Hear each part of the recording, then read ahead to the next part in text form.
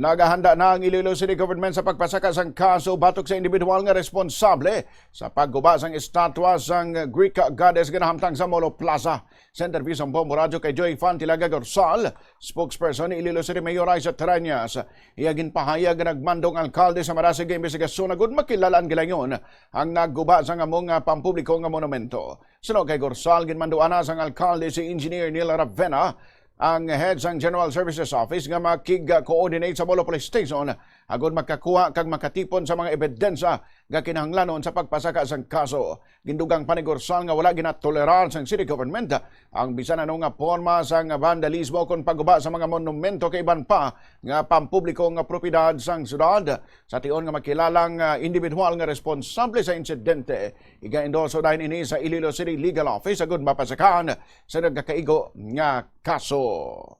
As a highly urbanized city, though kita lang no ang syudad or highly urbanized city nga may kapareho sini sa aton sini nga mga plaza.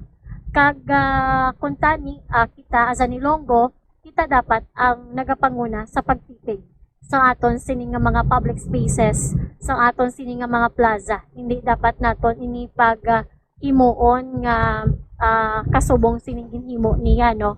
So ang aton lang gyud nga appeal base may nakakilala sini, naka-identify sini, please coordinate with our authorities, especially sa aton nga Molo Police, para nga makahimo kita sang nagakaigo nga tikang against diri sa may kahimuan sini.